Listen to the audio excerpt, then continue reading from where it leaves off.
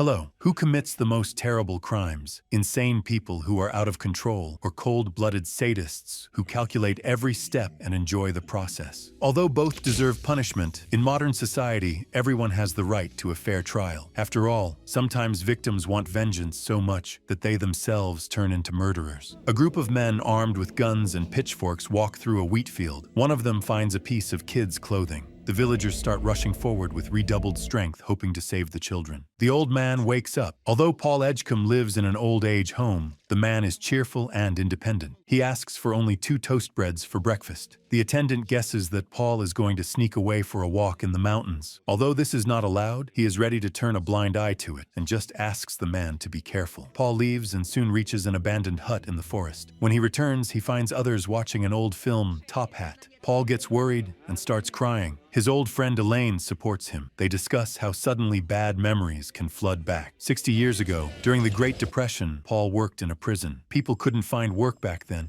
and the man was trying to keep his position. He was a superior officer in a death row section, the last mile. It was also called the Green Mile because of the color of the floor tiles. We had a hot chair, we called it an old spark. The most significant year was 1935. The hero starts telling his story about that time. Paul is suffering from cystitis. His colleagues Brutus and Dean advise him to take a day off and go to the doctor, but the man refuses as a new prisoner is coming. Soon the car arrives. A newbie Percy and an experienced Harry lead out a giant sitting inside. Brutus, who is almost 7 feet tall, looks like a little boy next to him. Not to mention the impudent and short Percy, whose behavior irritates the other guards. Paul meets the barefoot giant and asks if he's going to cause trouble. The man can easily scatter the guards, but instead he looks anxious and even scared. He calls Paul the boss and enters the cell. The guard orders Percy to leave. He resists for what he has shouted and called the humiliating nickname. Percy giggles in the guard's face, and the guard breaks his fingers with a baton. When Percy finally leaves, Paul asks to uncuff the prisoner. He's obviously mentally challenged. John Coffey can only write his own name. Yes, sir, boss. Like to drink, only not spelled the same. The man humbly asks if the lights are turned off after lockdown. Well, the giant's afraid of the dark. Luckily for him, the lights in the hallway are on during the night. He extends his hand to Paul. The guards are tensed because John can easily mash their chief, but Paul understands that there is nothing to fear. Then Coffey says something strange. I tried to take it back, but it was too late. The chief asks for a file on a new prisoner. Harry says that his crime makes his blood run cold. 2 sisters were kidnapped right from their home in the village. The father and the rest of the villagers rushed in pursuit. They found John Coffey, who was holding the torn bodies of the girls in his hands. The man himself was screaming and crying for some reason, apparently coming to his senses after what he had done. I couldn't help it.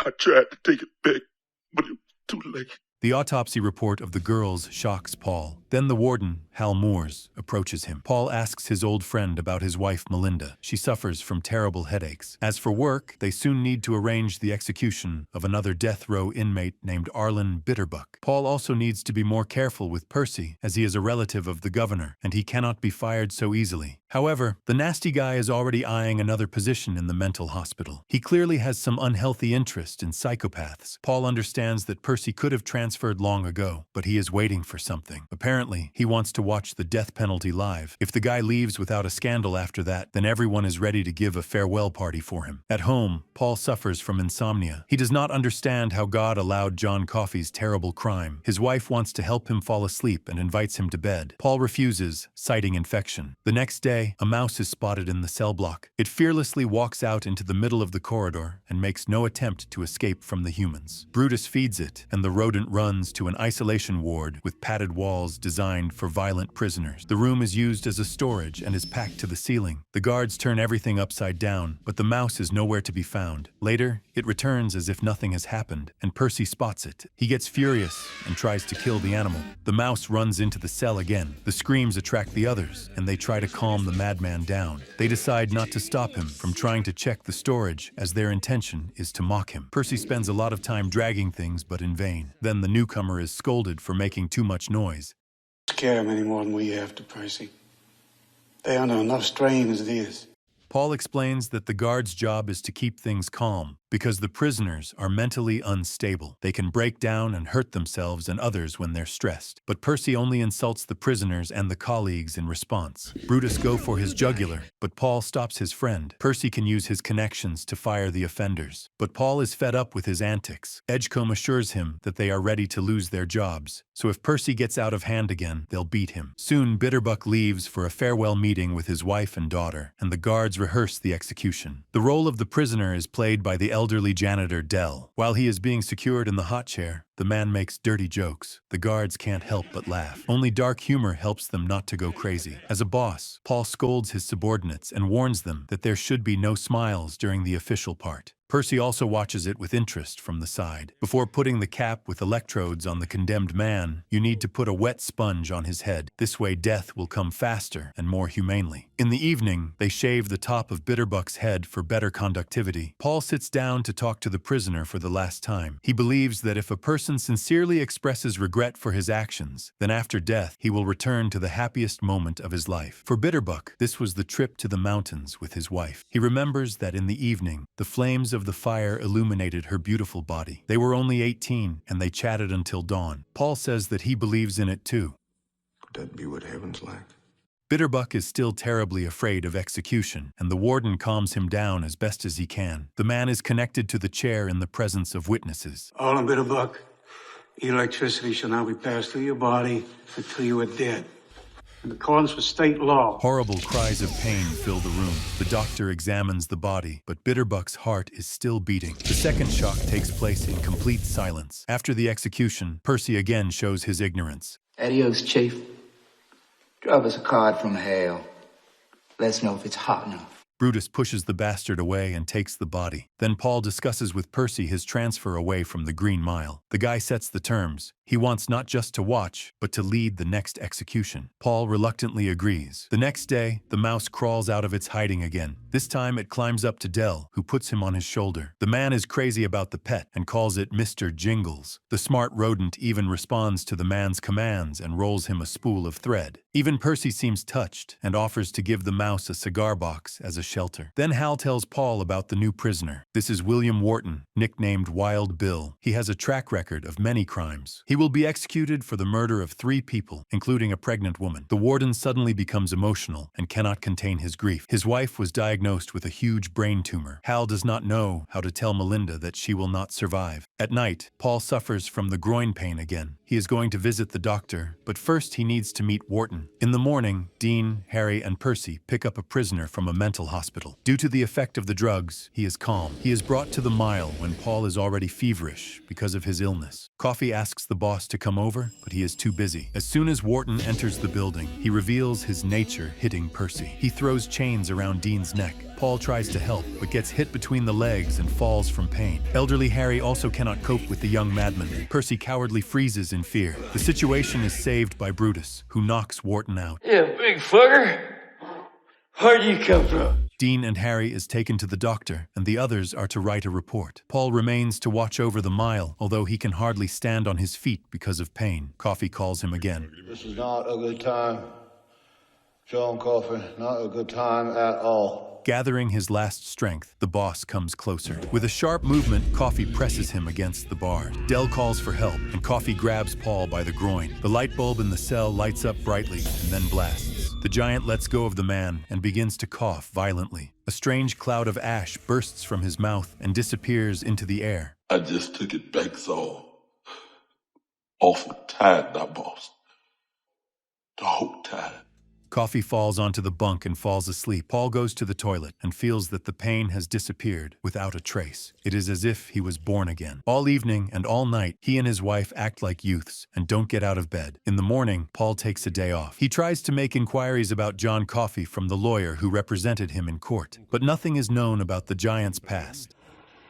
Like he dropped out of the sky. Paul does not believe that Coffey is capable of cruelty, but the lawyer does not doubt his guilt. He compares John to a mongrel that his family took in. It was nice and kind until it attacked his son for no reason. The boy lost an eye. The next day, Paul gives John some cornbread that his wife baked. What's your missus, please? He shares it with Dell and Mr. Jingles. Warden asks for a piece, but he is ignored. A racist insults John, and Paul goes to subdue the bastard. For this, he gets spat in the face. This behavior is typical for Wild Bill, who also bothers other guards. The criminal is subdued and shoved back into the dungeon. Dell's execution approaches, but he is not sad. Instead, the prison staff play the roles of big shots, who are interested in a circus mouse and want to see the show. Meanwhile, Paul checks on Percy during the rehearsal. Everything goes well. The guy sees Dell, who happily returns to his cell. They seem ready to make peace, but then Percy suddenly scares the man. Dell falls and hits his head. Percy laughs and says he was just kidding. He is distracted, and Warden takes his chance to grab him through the bars. The criminal touches him up and threatens the guy, but quickly lets him go. I let him go. I was just playing. I let him go.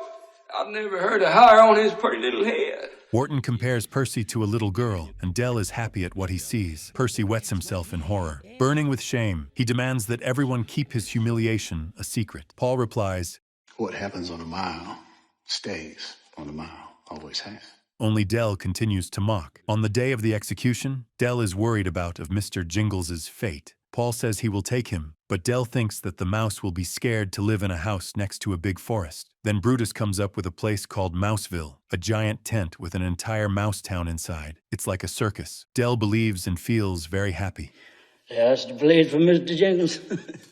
Suddenly, the spool falls, and the mouse runs out into the hall to catch it. Same minute, Percy smashes the rodent with his boot and leaves. Dell screams in grief, and Coffey holds out his hand, suggesting that they hurry. Paul brings him the rodent's body, and the giant presses his lips to the mouse. The light sparks, and Mr. Jingles runs back to Delaware. Coffey blows a cloud of ash from his mouth again. The guards cannot believe what they saw. Paul and Brutus approach Percy. Mouse is fine. Just fine. You know better at mouse killing than you ought at anything else around here. The bastard is shocked that the mouse is still alive. He shouts at his colleagues, thinking they have decided to make a fool of him. Brutus grabs him again, and Paul gives him an ultimatum. Percy will disappear immediately after Dell's execution. Otherwise, the guards will beat him up and then testify under oath about all his vile deeds and cowardice. He and Paul shake hands. In the evening, Dell is taken for execution. He places the mouse on the chief's shoulder and asks him to take care of it. Coffey takes him in for a while. Au revoir, mon ami. Je t'aime, mon petit. The prisoner is brought out to the public, and he is very disappointed to see Percy grin. In his last words, Dell asks for forgiveness for his sin. He begs Paul not to forget about the mouse. Then Percy treacherously reveals the truth about Mouseville. There's no such place. That's just a fairy tale these guys told you to keep you quiet. Then Percy must wet the sponge, but he only pretends to lower it into the bucket. Paul realizes this, but it is too late. Percy gives the command to turn on the current. Dell suffers from pain, and the room is filled with a terrible smell. At this time, John Coffey also convulses, trying to share his suffering. Warden is jumping for joy, amused by the chaos. Paul thinks it's better to wait until the man is dead and not turn off the current. Unfortunately, he's wrong. Dell's throes lasts too long, and his body bursts into flames. The crowd panics and rushes to the exit. Paul notices that Percy is looking away and forces him to look at what he's done. When the screams die down, Brutus orders him to put out the fire with the extinguisher. Later, Percy has the nerve to say he didn't know about the sponge. Brutus can't take it anymore and punches him in the face. Hal comes to scold Paul for this madness. And that asshole warden is singing about it. You can hear him up there. Can he carry a tune? Edgecomb quickly realizes that they need to get rid of Percy first, so he covers up for him. Then, their deal will remain in force. Then Paul goes to John. The giant is crying bitterly. He felt Dell's pain, but now it's over. He the lucky one. No matter how it happened, Dell the lucky one.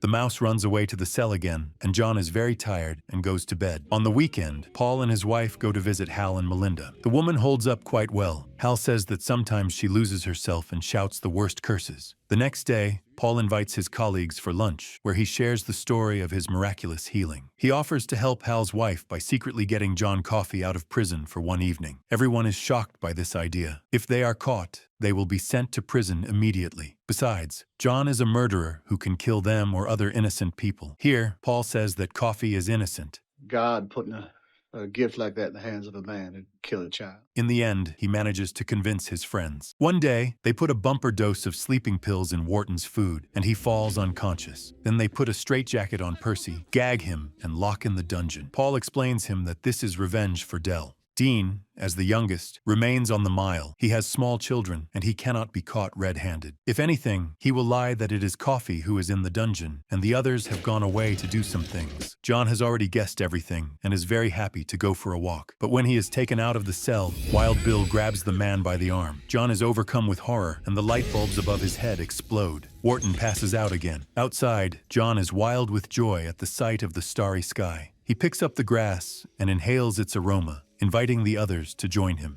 The four get into the truck and go to Hal. The giant somehow knows that they want to help one lady. At the scene, the warden comes out to them with a shotgun. He believes that there is a riot or an escape attempt. Paul tries to explain everything, and John fearlessly goes forward. He already feels where his help is needed. Hal is shocked, but friends manage to convince him. Coffey sits down on Melinda's bed. She notices that he has many scars on his body. Someone beat him badly, but the man does not remember his childhood. The giant says his name and approaches the woman's face. He touches her lips. The lights become brighter, all the clocks stop, and the house itself shakes as if it is an earthquake. John takes Melinda's illness and begins to choke. But this time the man does not spit anything out. He refuses help, and the lady comes round. She does not remember what was just going on and feels healthy. She gets to know John again. I dreamed of you.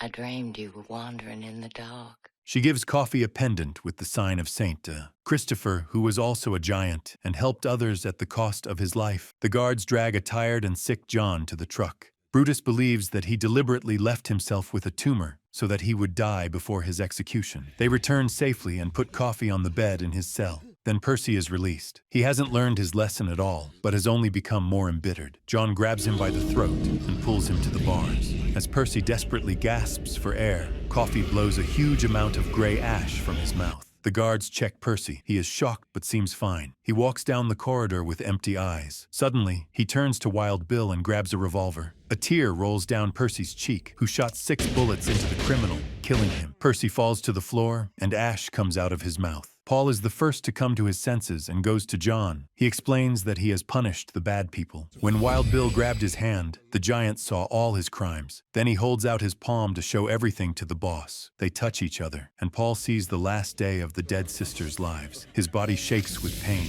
Light bulbs explode around him. Wharton was helping the girl's father repair the house, and after he had dinner with the family, at night he came for the sisters and took them into the forest. He threatened that if one of them screamed, he would kill the other. The girls remained silent. Their love had destroyed them. John feels pain and suffering that happen all over the world. This happens everywhere and torments him every day. Later, Hal and the police arrive at the scene. Percy does not react to people and just stares into space. The warden asks Paul if what has happened in his house are related to Bill's murder. The man understands that it is better to lie. As a result, Percy is transferred to a mental hospital, but only as a patient. Now Paul is faced with an insoluble dilemma. John Coffey is a holy man, and the last person in the world who deserves the hot chair. Edgecomb has done different things in life, but if he does not prevent the execution, he will go straight to hell. He shares this with his wife, who suggests asking John what he wants. Paul follows her advice. There are only 2 days left before John's execution. The kind giant senses Paul's torment and asks him not to worry. He doesn't want to be released. I want it to be over and done with. I do.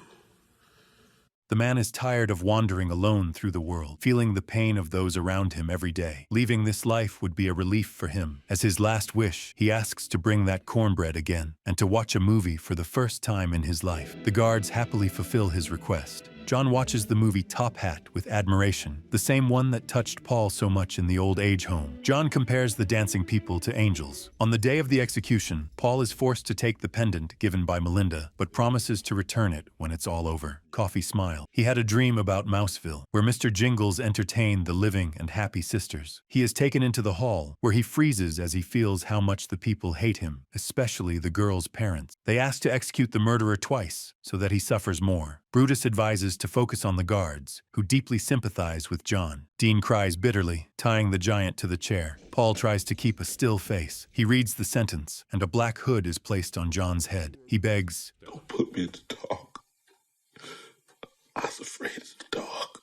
Paul fulfills his request and generously soaks the sponge. Everyone waits for the chief to give the final order, but he cannot utter a word. Instead, he comes up and shakes John's hand. Words flash through his mind and imprint on his heart. Every day It's all so unfair and terrible. Paul gives the order. The execution goes smoothly, and John dies without screaming. Tears stream from the men's eyes. Later, Paul places the pendant on the giant's lifeless body. The old man finishes his story. This was his last execution. Together with Brutus, he transferred to a juvenile detention to help teenagers be on the right track. Elaine remarks that Paul must be much older than he looks. In response, the man takes her for a walk. They come to a cabin in the woods. Inside, the woman sees Paul's old friend, Mr. Jingles, who lives in a cigar box. This isn't exactly the Mouseville we had in mind, is it? We make do. Elaine is shocked to meet a mouse who is still pushing his spool. After John's execution, the mouse came out again, and Paul took him in. With his magic touch, John transferred some of his power to Paul and the rodent. The man is already 108 years old. He has outlived all his loved ones and believes that this is his punishment for killing a real miracle of God. This is how he has to see Elaine on her way. Of course, he will not live forever, but he will die long after he gets tired of living. But oh God, sometimes the Green Mile seems so long.